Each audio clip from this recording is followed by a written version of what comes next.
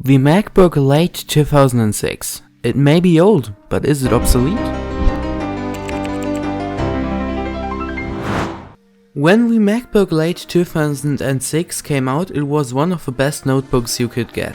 It was the successor to the early 2006 MacBook and features the upgraded Intel Core Duo chip at 2 GHz, 1 GB of RAM and an Intel GMA 950 graphics chip. The machine is housed inside a white hard plastic enclosure, which feels quite nice and is, except for the bottom part of the keyboard area, awesomely made. Open it up and you will find the power button, a keyboard and a touchpad that is, although it's 10 years old, better than the one on my Lenovo Y50. Positioned above the screen you will find the 480p eyesight camera.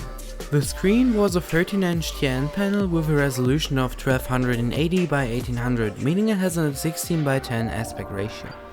The screen was awesome back then and it is still quite good by today's standards.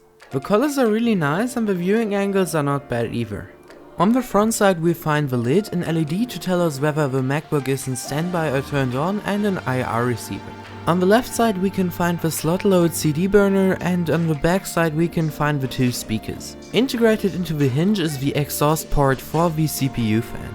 On the left side we find the connectors. There's a Kensington lock, an audio in, audio out, 2 USB 2.0, 5-wire 400, mini DVI, Ethernet and the MagSafe connector.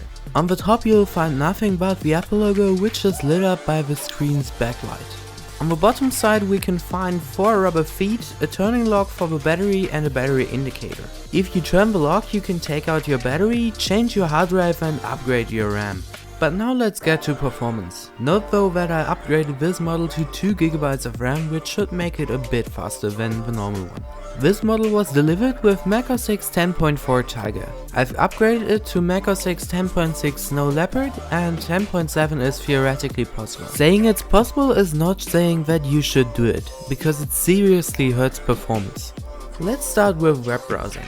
Performance in Chrome is quite good, it loads websites quite fast and it has no problems playing YouTube videos up to 480p. Step it up to 720p though and you will get a lot of stuttering. Office work is no problem with programs like OpenOffice or Office for Mac 2011. Video editing in iMovie is possible, but it's not fun at all. For gaming you will have to stick with retro games, but what do you expect from a 10-year-old integrated graphics unit? Battery life is quite nice as long as you stick with original Apple batteries for replacement. I can tell you this because I did not. Just for you to have a single benchmark score, in Cinebench R15 it has a CPU score of about 230. This is about the same as my iMac from late 2006, of which you can check the video out in the top right corner.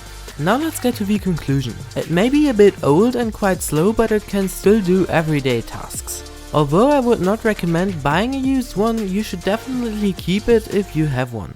That's it with this video. If you like it then please click the like button, if you did not then click the dislike button and write hate comments, and if you really liked it then please consider subscribing to my channel. Most videos are in German but some are in English, so just do it. That's it, I'm out of here, see you next time.